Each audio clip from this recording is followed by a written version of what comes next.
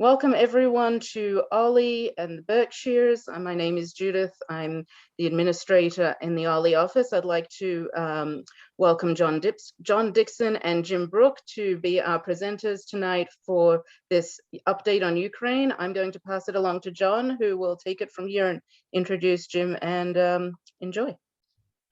Good, thank you, Judith, and welcome everybody. Sorry about the technical difficulties, and I see a couple of things in chat. People are mentioning how they've had a hard time getting on, but anyway, we have a good group on now, and so we'll get started. I'm very pleased that Jim offered to do this update on Ukraine for us, and I suspect one of the reasons so many people signed up is because they know Jim Brooke either through his writing in the Eagle or they saw his last presentation here. You've all had a chance to read his bio that Ollie sent out with the notice of this presentation.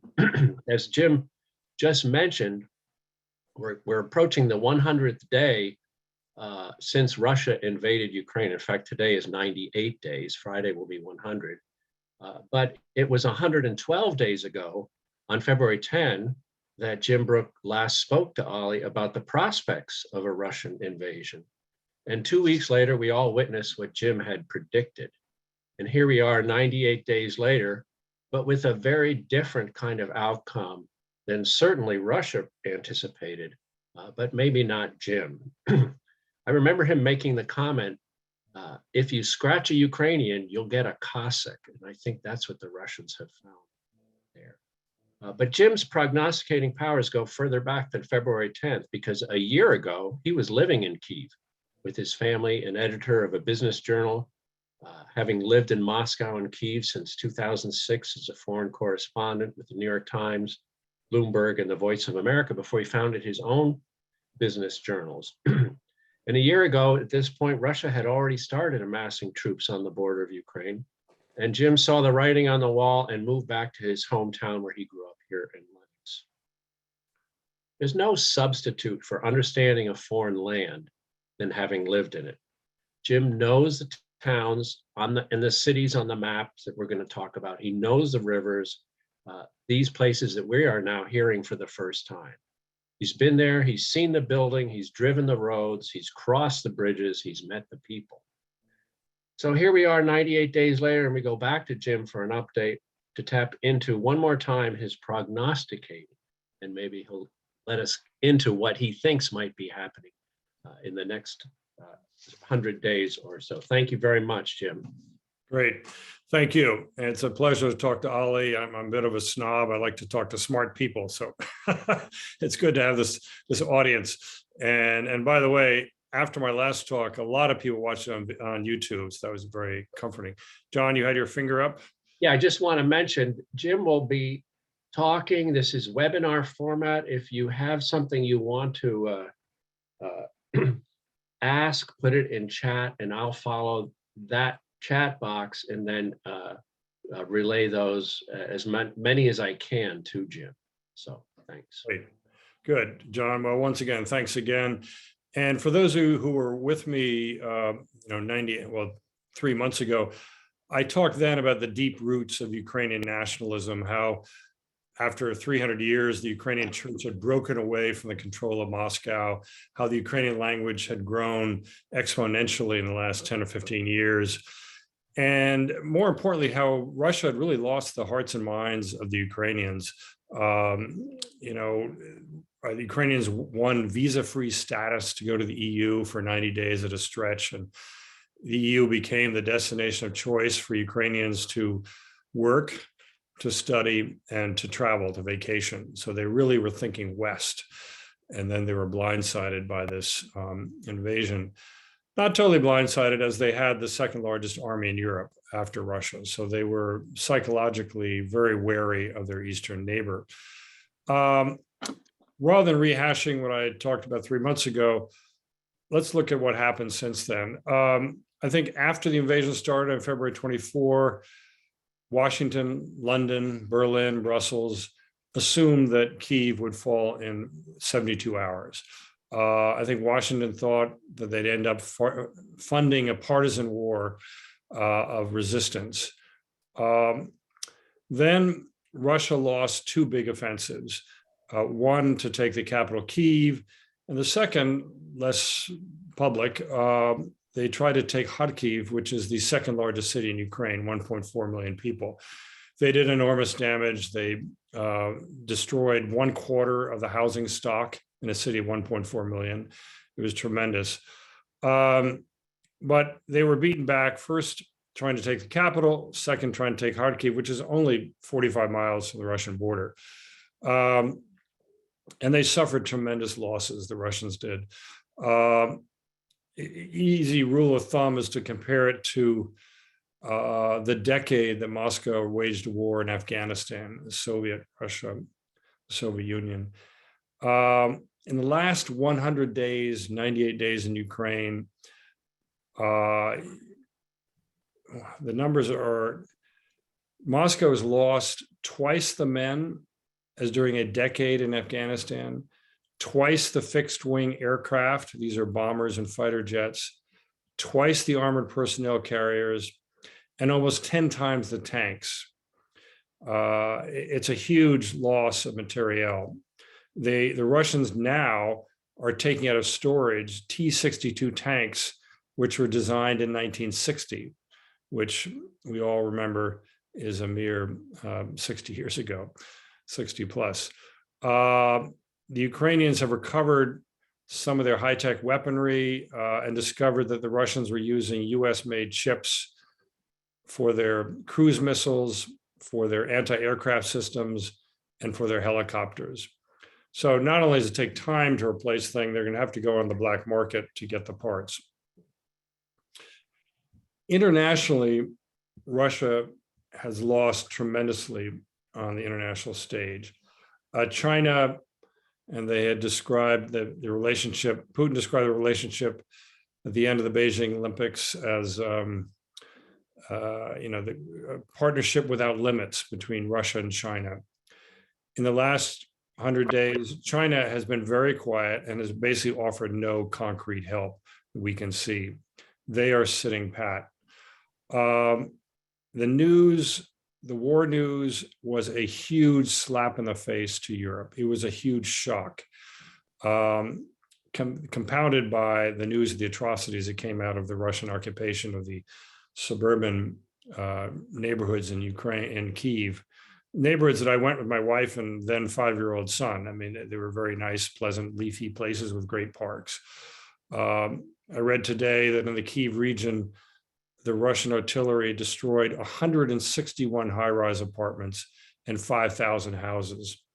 So for Europe, February 24 was a turning page in history, a turning point, turning page. They will not forget it. The EU has doubled its defense spending. Germany has doubled its defense spending. Germany is now claiming that they will have the largest army in the EU once again. So we're in a new reality. Just on Sunday, there were demonstrations of support in Ukraine in 18 EU capitals, and I think there are only 26.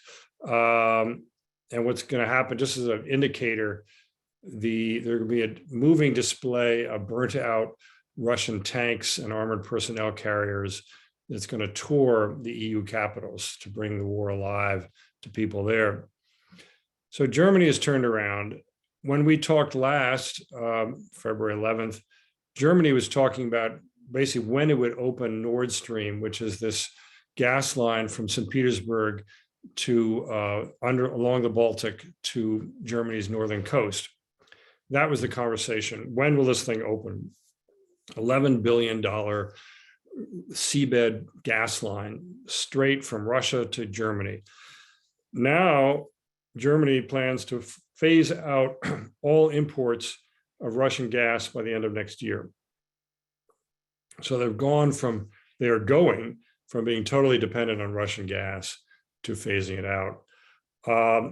Just 2 days ago, the EU leaders agreed to phase out all imports of Russian oil by ship within 6 months by the end of this year.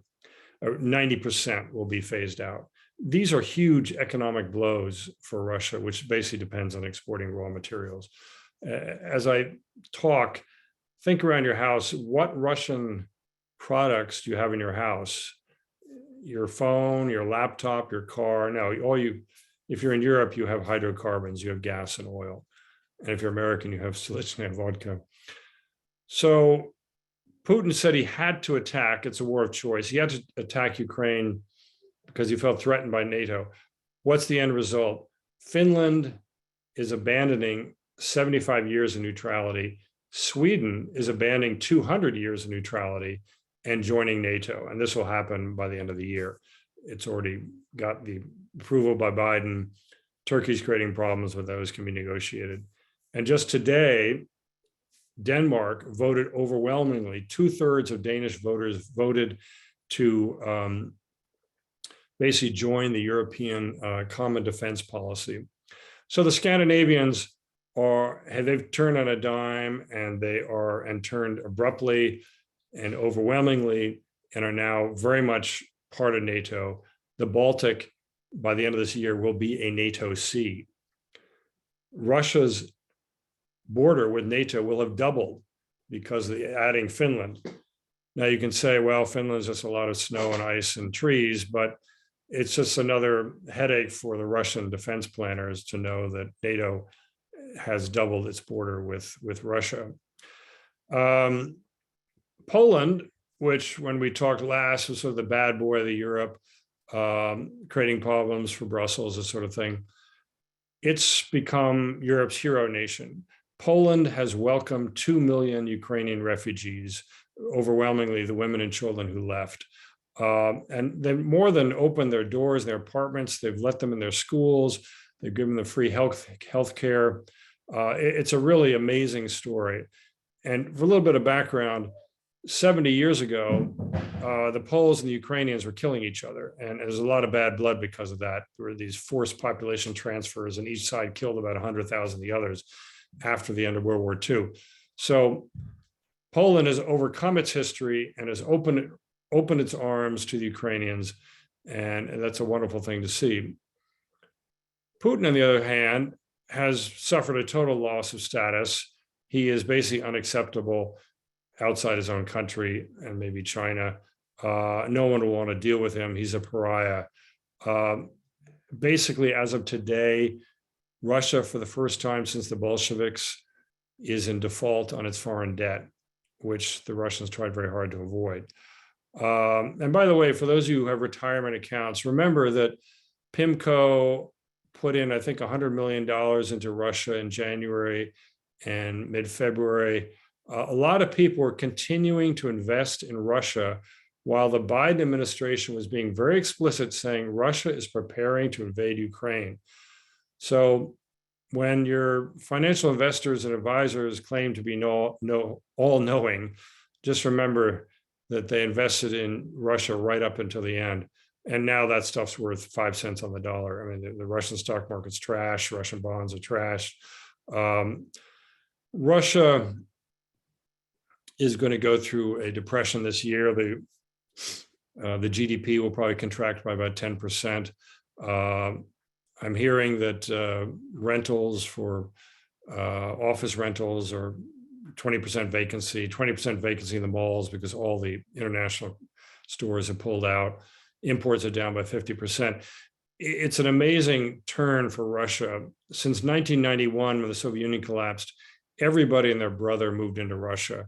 And when I lived in Moscow for 8 years, and you could eat at McDonald's and you could shop at Marks and Spencer, and everyone was there.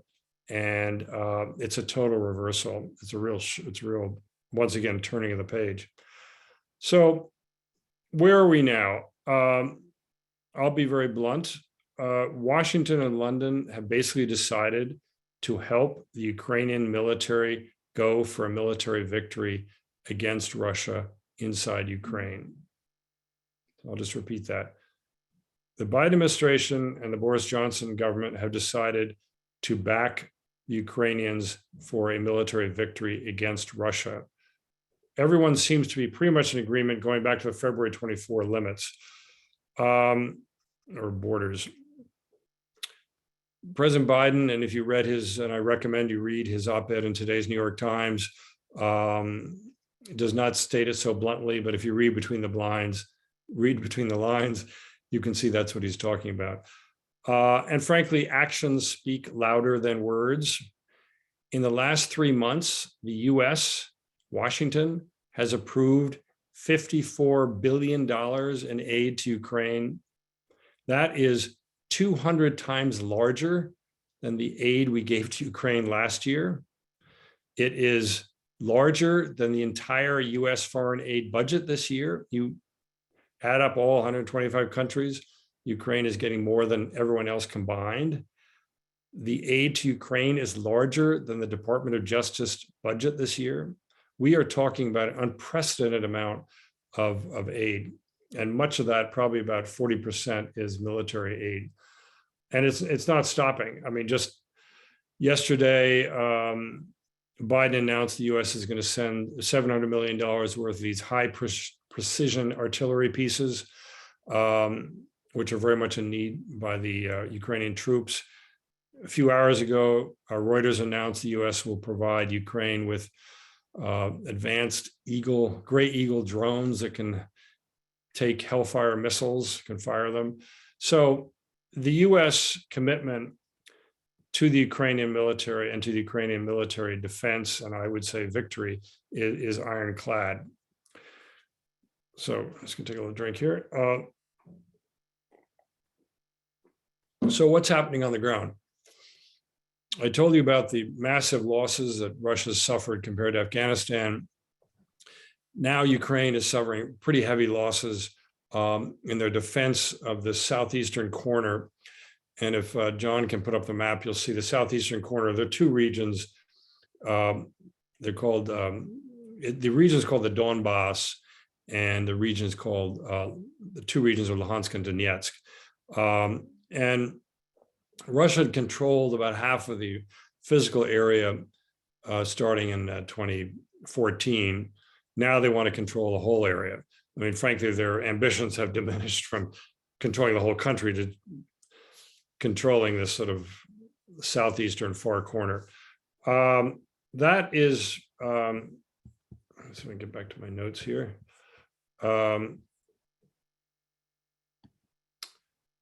That's nice, but it's not that strategic. This is the Rust Belt of Ukraine. Now, the area they're taking over is actually agricultural land, which is nice, but Ukraine it's a sea of black soil. It has tons of agricultural land. So today, Ukraine troops are pulling out of Severodonetsk, which is the temporary regional capital of Luhansk.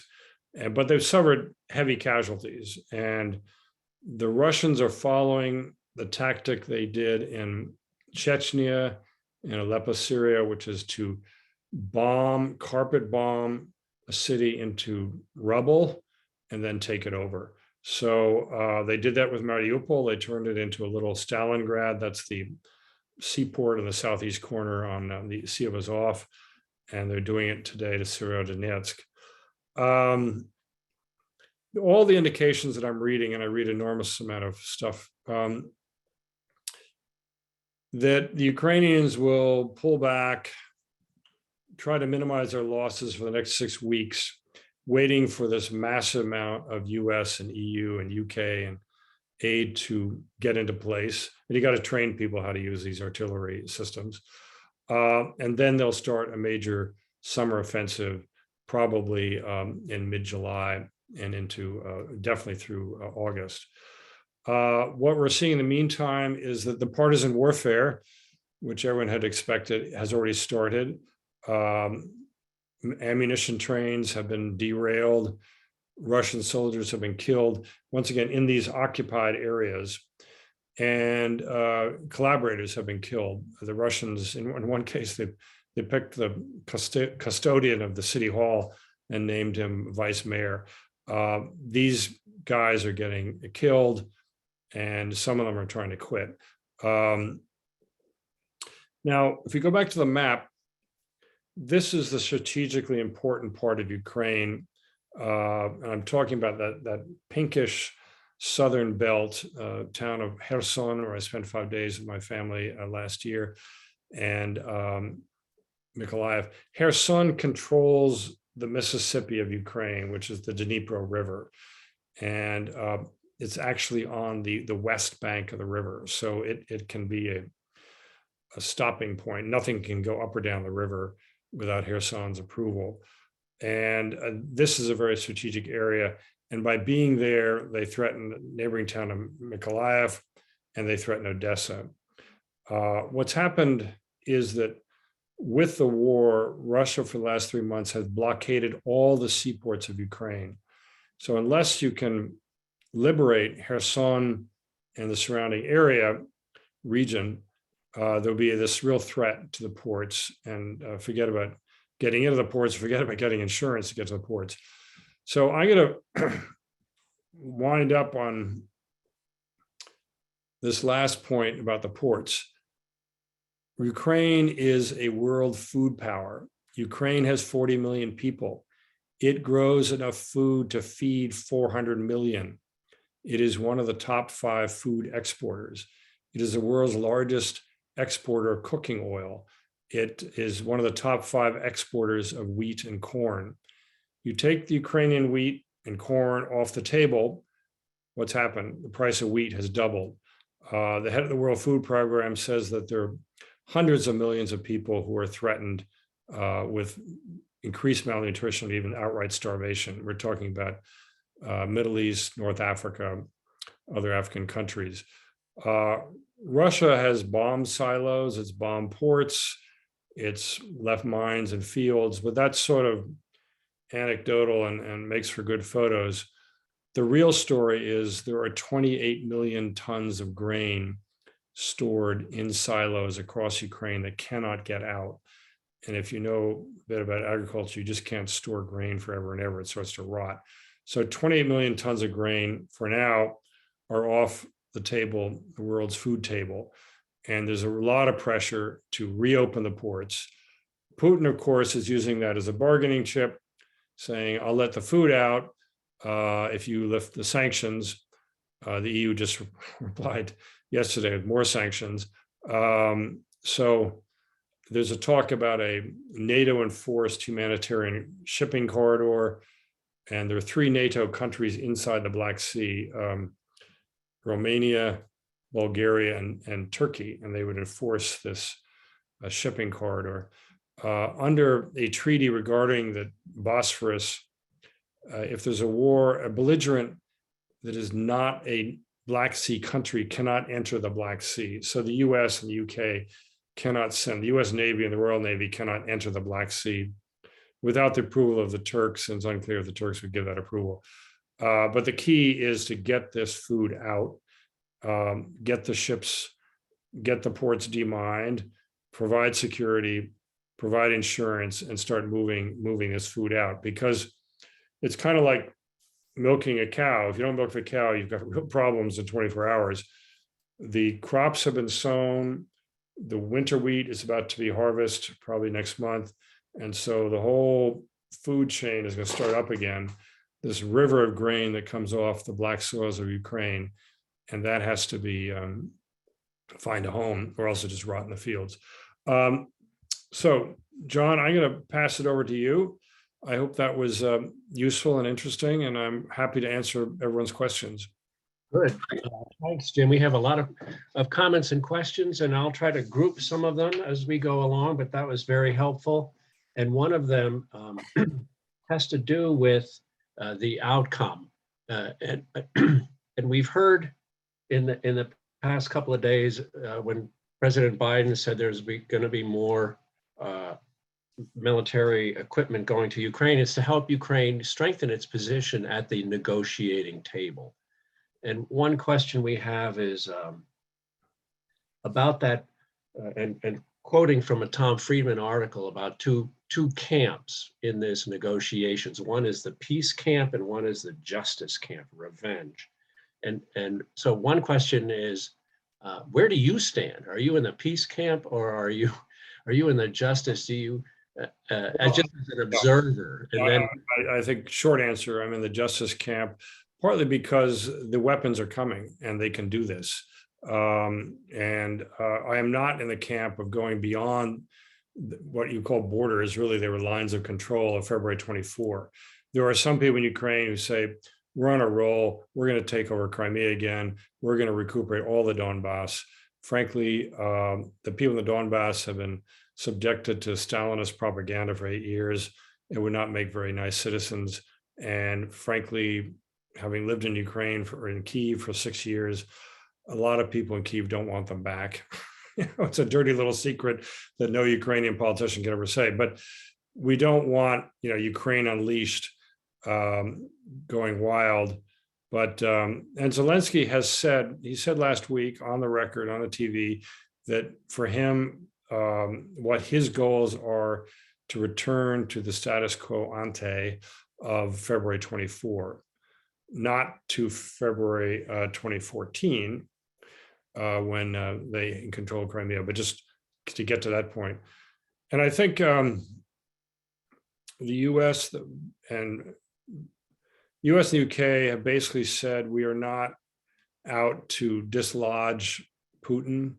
Putin will be very weakened if he's forced back to the lines of February 24. And it's up to the Russians to figure out what to do with him. And he may well survive as president another 10 years. I mean, look at what's happened in Venezuela. You can impoverish a country and stay in charge.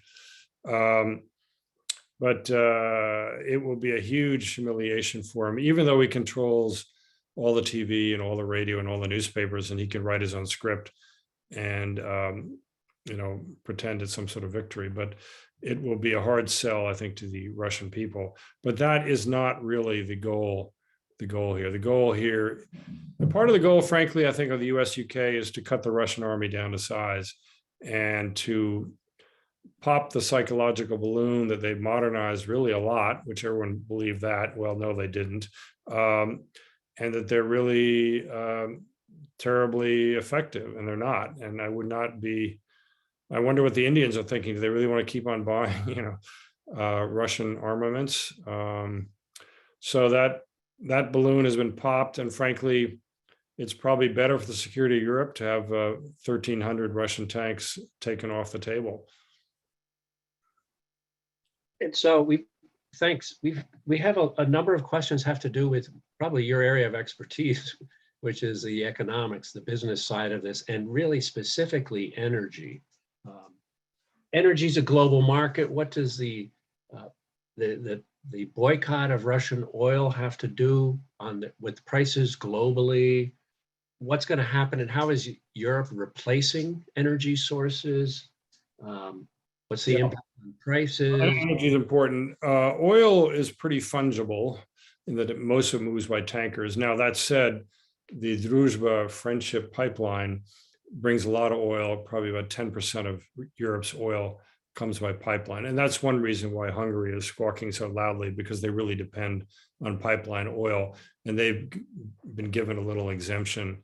But, you can buy oil wherever you want to buy it. Yes, I think it is partly to cause for oil prices to be up over either about $120 a barrel. We're all seeing that at a gas pump. I filled up my car the other day. It was $62. I felt like taking out a home equity loan. But what we have high prices, the oil producers will respond. And now some people say, well, this is all benefiting Putin because he benefits the high oil prices. He does, he does not. I understand there's a lot of Russian oil floating around out there in tankers looking for some country that'll accept it. And they're taking pretty steep discounts to sell their oil. Now, gas is tricky. And going back to the Germans, who were kind of rolling their eyes when Trump was twisting their arm to build LNG landing terminals, they're building 2 now, and they're taking liquefied natural gas very seriously. And increasingly, the gas does move around by ship and not necessarily by pipeline. So the fact that the Germans, the number one buyer of Gazprom in Europe, has said they're going to stop buying Gazprom gas the end of next year is cataclysmic for the Russian economy. Now, the EU is suffering its highest inflation in, I think, 30 years.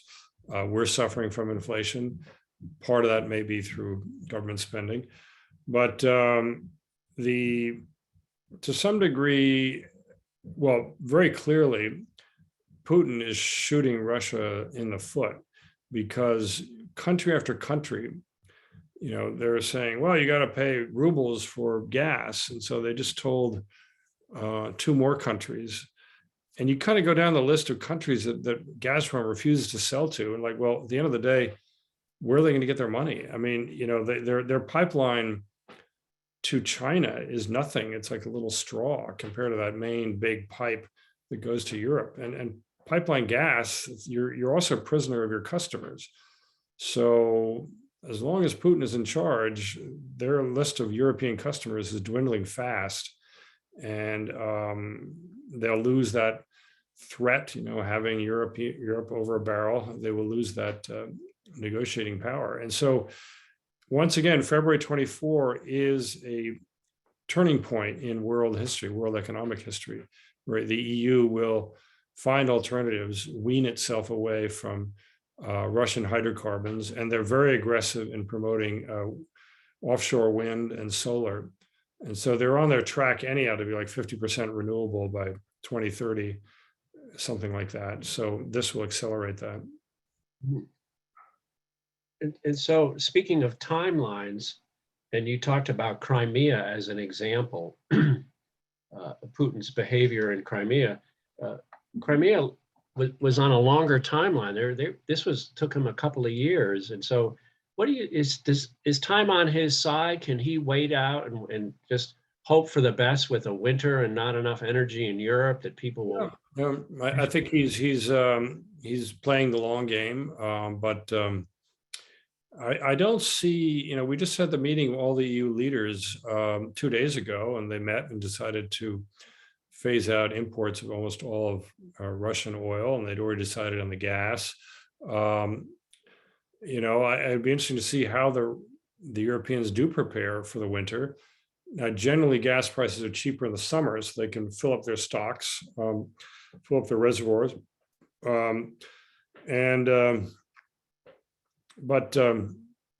I mean, he hopes to play the long game. I don't see a lot of fractures in the alliance. And some people are saying we need a ceasefire, we need to talk, but when you're talking about $54 billion in US aid coming down the railroad tracks, I think he's going to be on the defensive very shortly. And there may be a Ukrainian victory by the end of the year. And we have a number of questions about Putin himself, not only, rumors of health, what is his support in Russia with the oligarchs, and then beyond that to the war and the prospects of Putin deciding, well, I'm going to expand this war, whether it's tactical nuclear weapons or whether it's another NATO ally like Finland that would raise the risks to the United States of becoming involved when we made every effort to make sure that it is contained. John, two good questions, one about Putin and the other about nuclear. I enjoy reading these British tabloid reports that Putin has Parkinson's and, that he'll be dead in 3 years.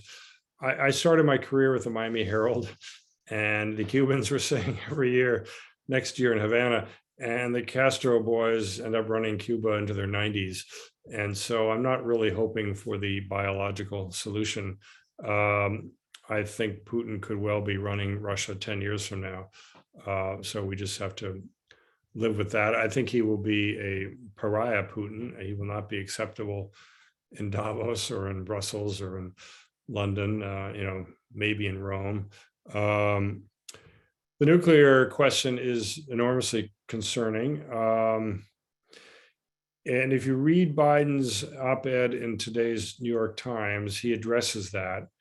And he addresses what a lot of people he seems to be following what a lot of people had hoped he'd say, which is, do not break the 75-year taboo on nuclear weapons. And if you do, there will be an immediate and very tough response. I have heard proposed that a very simple message be sent to Putin that if you use a tactical nuclear weapon, we will destroy the Black Sea Fleet in 15 minutes. Period, paragraph, no, please, excuse me, thank you, sorry, I hope this doesn't annoy you. Just tell them this is what happens. And the second one, and out goes your Pacific Fleet. And the third one, out goes your Baltic Fleet. So I think if you read Biden's op-ed in today's Times, towards the end, he addresses the nuclear issue, and he basically says there will be a devastating and immediate responses. And I believe that using back channels, private diplomatic channels, which John, you're familiar with, it's been spelled out in more explicit terms what could happen. One thing on nuclear, there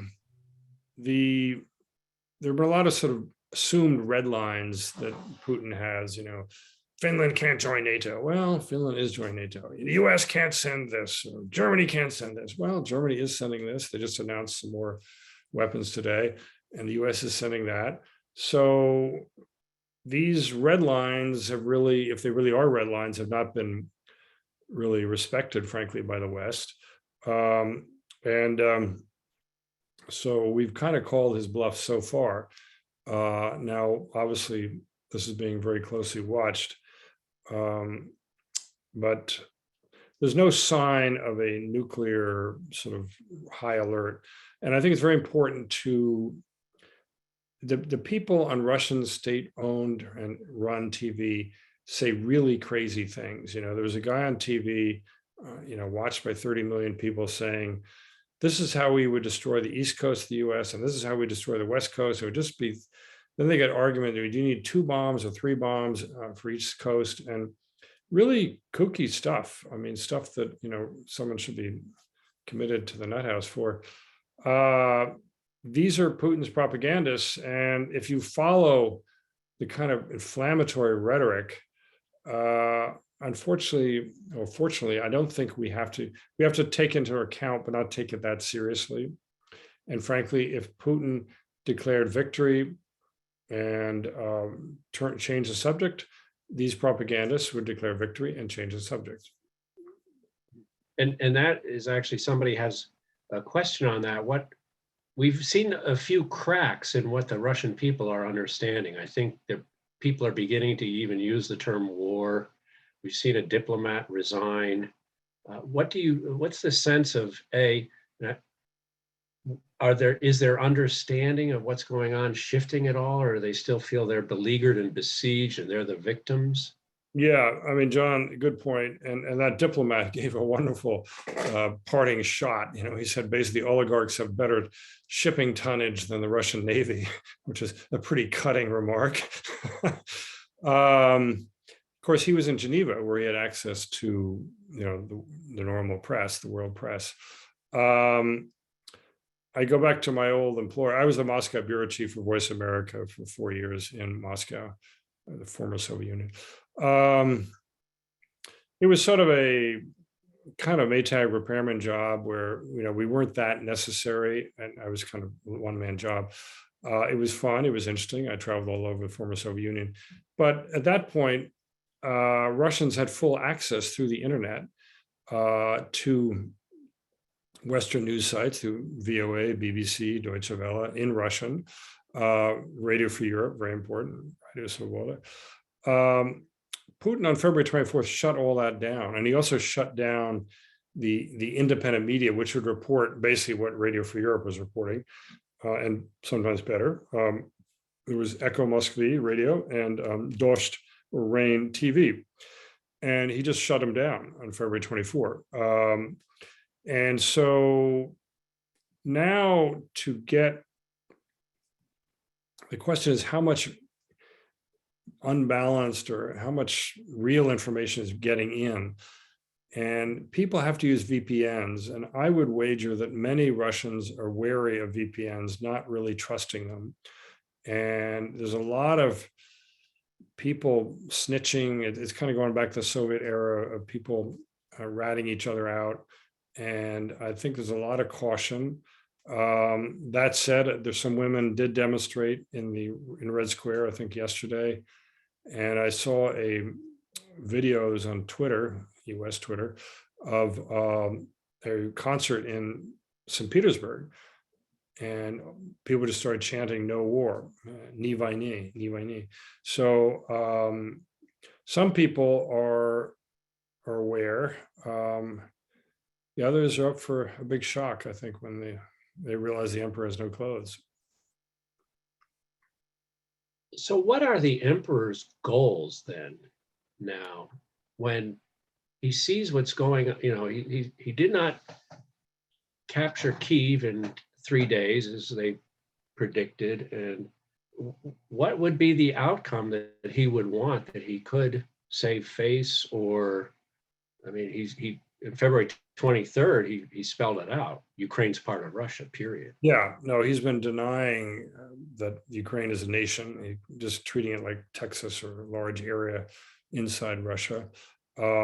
And if you look at how his troops have conducted themselves, which I would consider genocide, it's as if I want Ukraine without the Ukrainians. You know, I'd like to get rid of them, and if they leave, great. And if they don't, I'll kill them. He would declare it would be a victory for him to have what's called the land corridor to Crimea, basically driving through the rubble of Mariupol along the Sea of Azov, and then you can enter Crimea from the 2 land areas. He does have a bridge from Russia's mainland to the Crimea, which of course he annexed from Ukraine. That is easier said than done. And I think when the partisan warfare cranks up, it'd be hard to hold a 400-mile highway from partisan attacks. I've heard estimates you might need as many as 50,000 troops controlling that area. And keep in mind that I can confidently say that most Ukrainians in that area are not pro-Russia. Now, a lot of people have left because it's so dangerous. And you hear horror stories about people trying to get out. A woman I know secondhand with her 3 kids in the car being turned back 3 times trying to get out of Kherson. But he could declare that as a victory, that he's liberated all the Donbass, because there's no one left. 2/3 of the people got out, and he's forged this land corridor to protect Crimea, and that maybe could sell that as a victory. I don't think the Ukrainians will give him that gift. I think it's gonna be hard to hold on to that area north of Crimea. I see Michael Pulitzer has asked a question. We better answer it because we're having lunch tomorrow, and he'll ask. Michael, what's your question? Action of the war. If you get the info, yeah. Well, that's what you're talking about. Yeah. Yeah, and Michael brings up getting the information to the Russians, and once again, we're back to the USSR, where there used to be radio jamming, and now there's basically jamming of internet sites. The second part of Michael's question was, what about these reports that people are being deported to Russia?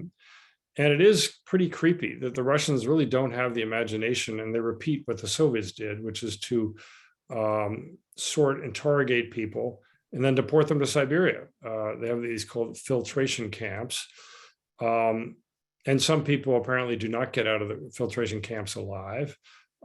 We do know about these because some women and children have been sent to some godforsaken town in the Russian Far East or somewhere, and people feel sorry for them and buy them train tickets to Estonia.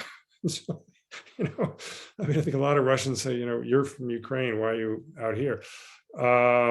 So there is sort of an underground railroad to ferry Ukrainians that have been deported to Russia. Russia is, the Slavic population of Russia is shrinking. So by grabbing Ukrainians, they may feel they can expand their population. And probably about 10 or 15% of Russia originally were Ukrainians. Anyone has the suffix on the name is Ko, like Poroshenko. That's a Ukrainian name, and but that's ancient history. That goes back a century or so.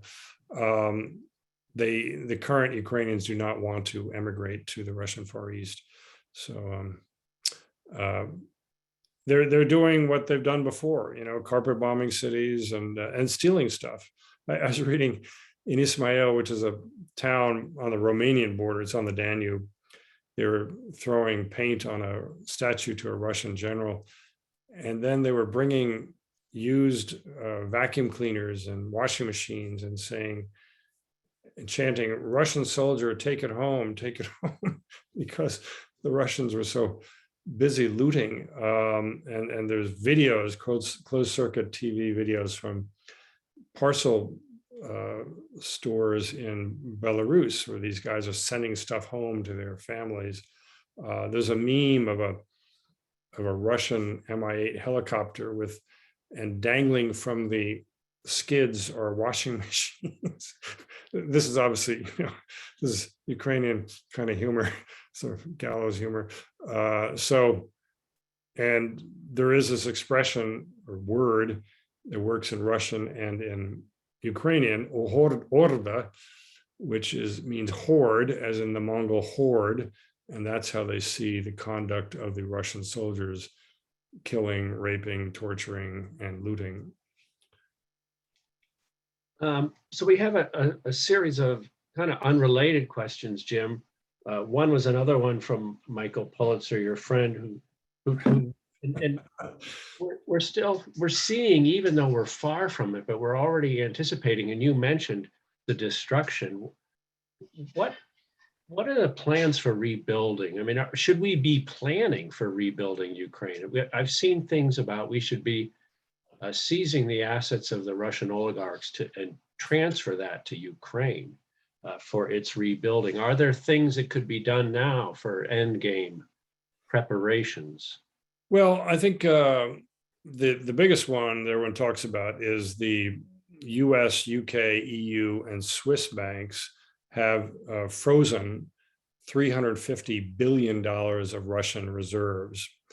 And the idea is that with some legal fancy footwork, that will be the Russian Marshall Fund for the rebuilding of Ukraine, not administered by the Russians, of course, administered by Brussels. So that would be a good start. Yeah, I think it is good to think about rebuilding Ukraine, and some of it will not be rebuilt. It won't be your grandmother's Donbass.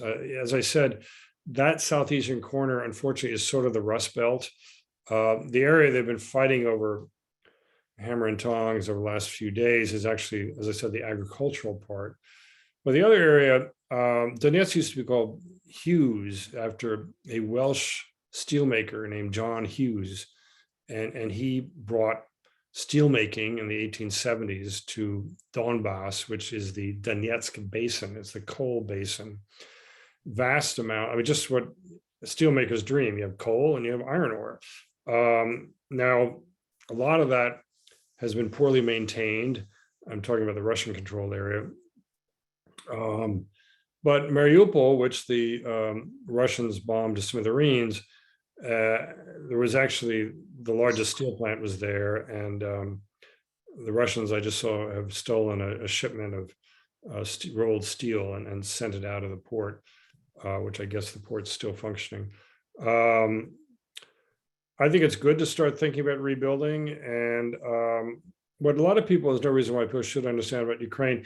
It was kind of the EU's pet project. We will help these people along without letting them into the EU. And so every ministry had an EU attachment or group, and they were upgrading all their rules and procedures to EU standards in the hopes of eventually joining the EU, which might happen in 10 years, I mean, depending on the outcome of the war. So the EU, even before this, as I said, it was kind of the pet project of Brussels for foreign aid and for development. There's a lot of people who have, from all over Europe, who work there, and it just things like aviation safety and running the airports. And in Mariupol, which is now a pile of bricks, the French were investing several $100 million in the water system. EBRD, the European Bank for Reconstruction and Development, had projects all over Ukraine. And this is what I used to write about, the rebuilding of the bridges and of the roads and EU standard highways. And they'd love to talk about the autobahns that are going to be built. So there's a whole cadre of Europeans who know Ukraine, and they will be able to help. And a lot of smart Ukrainians, many of whom unfortunately are forced to live outside the country now. By the way, I'd like to mention, I read that Ukrainians are coming home at the clip of 150,000 a day. They're going back, just like the rest of us. They want to mow their lawn, but more importantly, they want to see how the house is, make sure it hasn't been looted.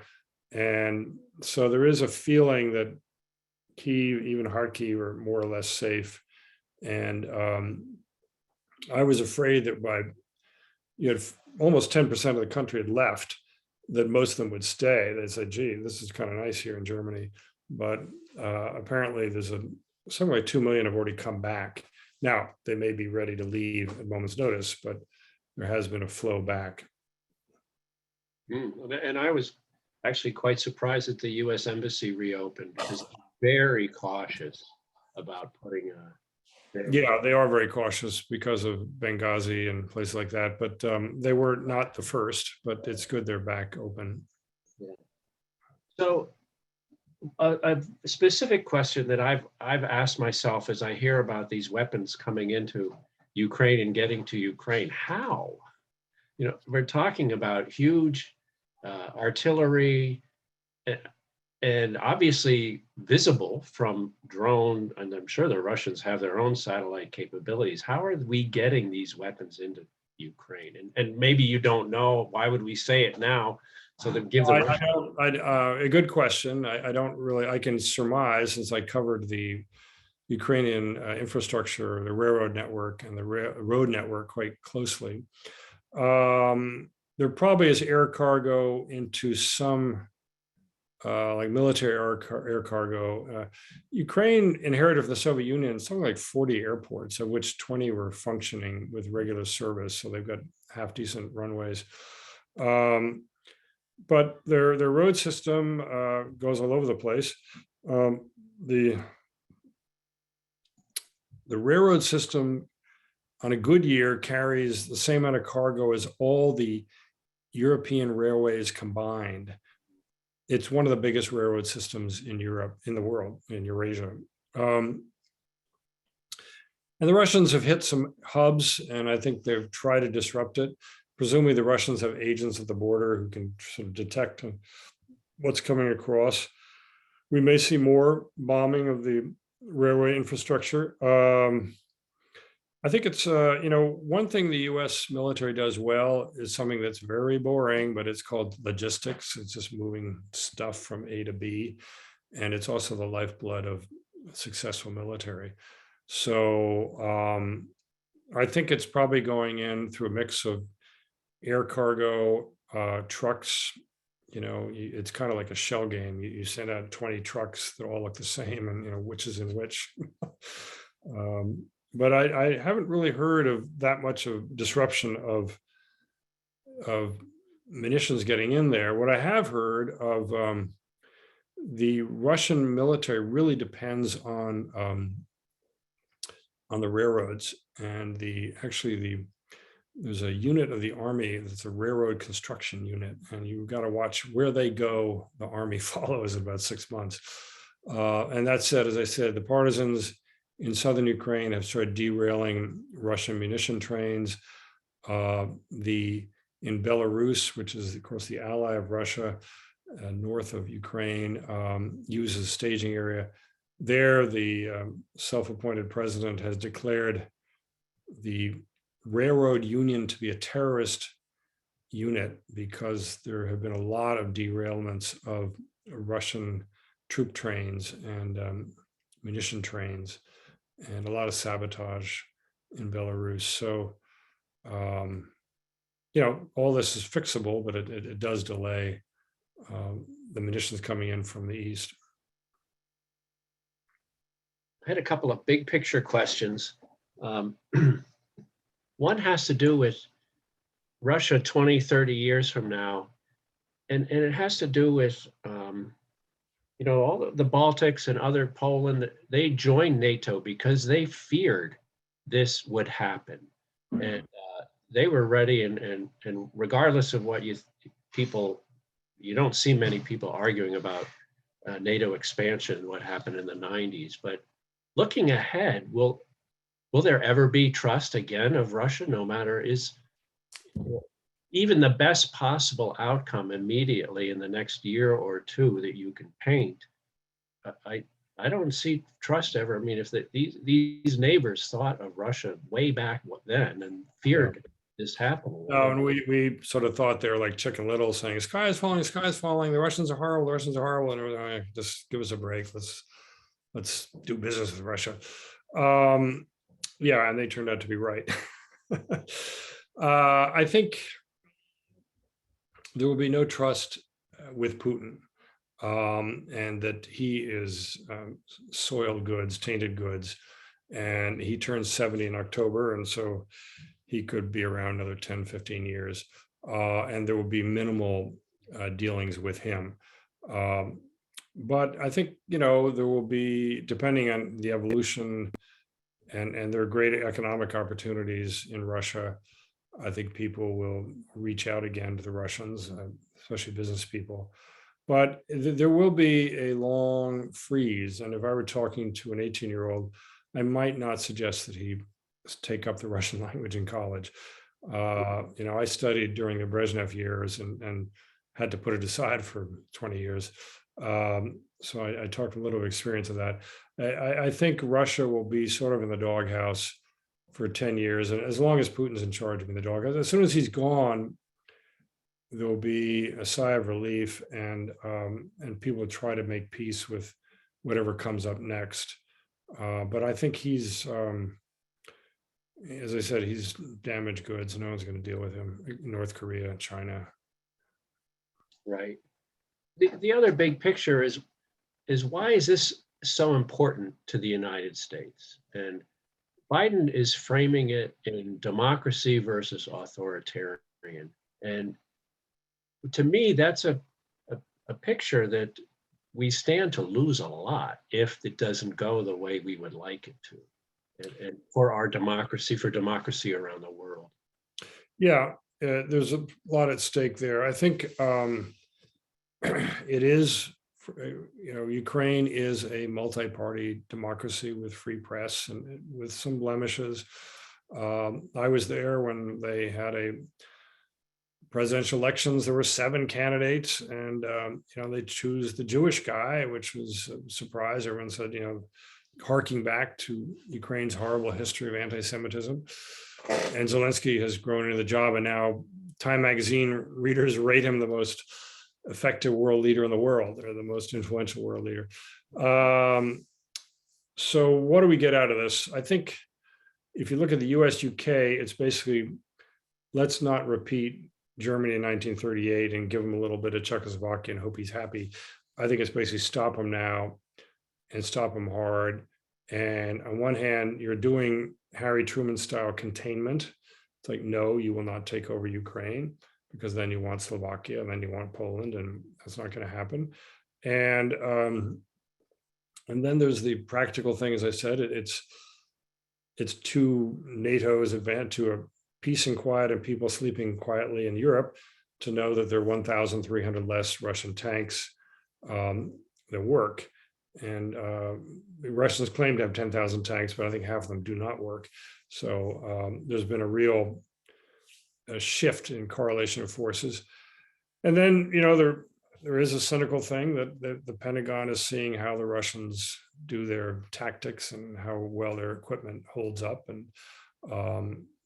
And frankly, they were doing that during the 2014 to 2022 phase. There were U.S. Army not advisors, but sort of observers would go down into the Donbass area. And I've seen on YouTube these West Point lectures of what we've learned about Russian tactics and use of their equipment, et cetera, et cetera. So there's that practical element. But I do think the number one element is to, yes, to back up a democracy in Europe, and B, to very much to contain Russia at Ukraine's eastern border. And it's graduation season. What grade would you give Biden so far? Biden's doing surprisingly well. And I say surprisingly because I was in Ukraine when he was elected, and everyone was going, yay, Biden, we love Biden, because Biden, of all people, had been to Ukraine 5 times, as vice president. Obama was not interested in Ukraine. So he basically sort of passed the baton to Biden. And so Biden came, what American politician has been to Ukraine 5 times? And frankly, Trump was not too sympathetic. And Trump kind of pinched the garden hose and held up the US military aid in hoping to get favors from Zelensky to help him in the re-election campaign. So Trump was not a pleasant experience for the Ukrainians and the Ukrainian government. So Biden, we all thought was great. And then Biden, for his first year in power, in office, kind of gave Ukraine the cold shoulder. I mean, Zelensky was kind of begging him for, can I come to the White House? Whenever's good for you, I'll be there. I'll be there in 24 hours. And begging for a visit. And finally, after Biden met with Putin about a year ago, as a consolation to get Zelensky off his back, Biden said, okay, yeah, you can come to the White House. And then they timed the visit for late August when the entire press corps is on vacation and the Congress is in recess. So Biden kind of invited Zelensky when no one was around for sort of a non-visit.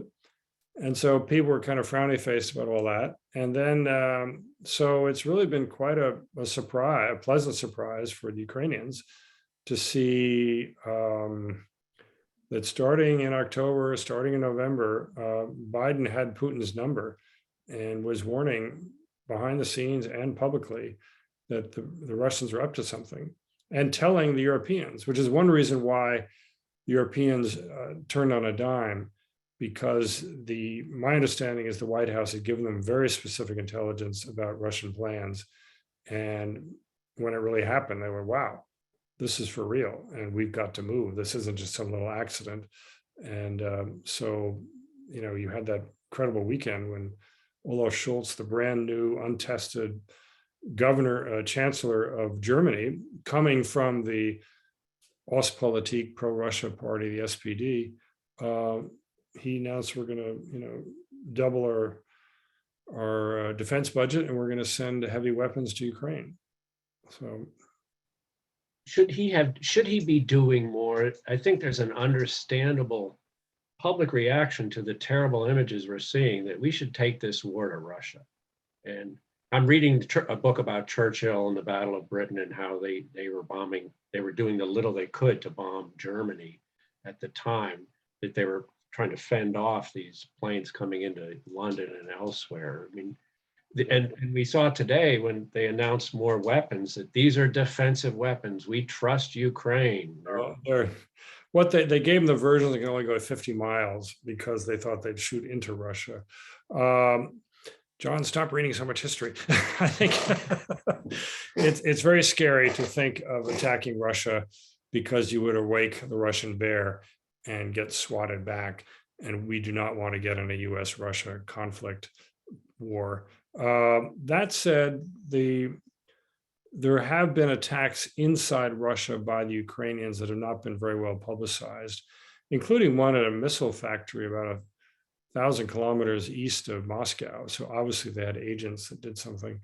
I think the reason for the big May Day or May 9 Victory Day parade, there was no airplanes flying over. I think the Russians may have feared that the Ukrainians could have smuggled in Stingers and kind of ruined Putin's parade.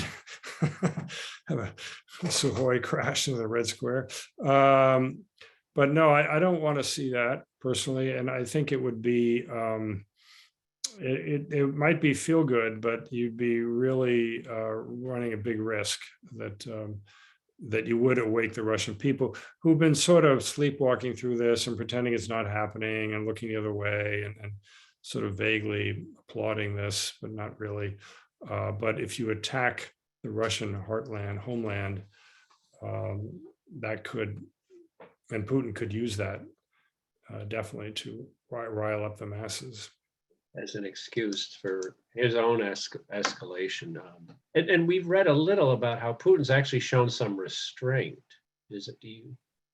Yeah, no, he has. I hate to say that, it's almost bad luck, but he hasn't bombed Odessa, which is a lovely city. But he sees Odessa as a Russian city built by Catherine the Great, which it was.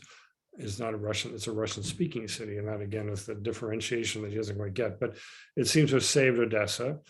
Where I lived for 6 years, I lived behind the National Opera, a beautiful building. I lived 5-10 minute walk from 2 UNESCO World Heritage Sites, the Sophia Cathedral and the Golden Gate. He did not hit the historic center of Kyiv. I ran through the list of the buildings that have been blown up. Most of those were in the suburbs, sort of structures that weren't, they weren't historic monuments. Lviv, which is a UNESCO city, has really not been touched. Now, I don't want to put ideas in his head or any Russian agents taking notes, but so he has really, and the odd thing is that he's killed his own people. If he believes that somebody who speaks Russian should be answering to the Kremlin, why has all the bombing been in Russian-speaking cities? Kyiv is a bilingual city. I lived very happily there for 6 years speaking Russian. But some of these other cities, there was a siege for 1 month around Chernihiv, 98% Russian speaking. Kharkiv, second largest city, 95% Russian speaking. Mariupol destroyed, 98% speaking Russian speaking. All this sort of fringe that he's been attacking within maybe 100 miles of the border, just sort of for historic reasons, they speak Russian. And these are the people who've been taking on the chops, who've been fleeing and not hanging around to welcome the liberators. Severodonetsk, which is probably falling as I speak, I think 90% of the population fled and fled to Ukraine proper.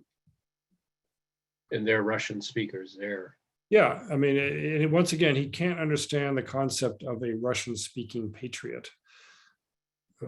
Just because you and I are speaking English doesn't mean we answer to Queen Elizabeth II. Second. Oops. Where does and as we are going back to the energy question, somebody asked, where does Ukraine get its energy? How are they filling up their gas pumps and the energy for their soldiers to move around and so forth?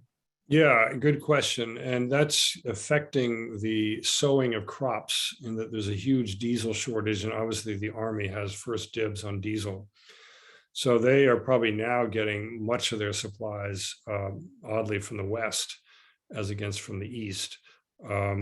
They were getting a lot of refined products coming down from Belarus, but Belarus has been a staging area for the Russian army. So I don't know how much is actually coming down. They had invested in renewables, but not that heavily. And a lot of them were down there where the Russians are, which is a sunnier part of the country. They were producing about 50% of their gas needs. I'm talking about natural gas, to heat the houses. Maybe it was a little bit more.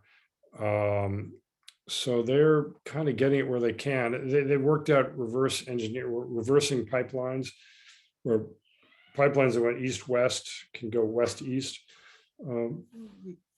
It's gonna be a problem for the winter, and is what they call the heating season, which starts generally until everyone feels really cold. It's really scientific. I feel cold.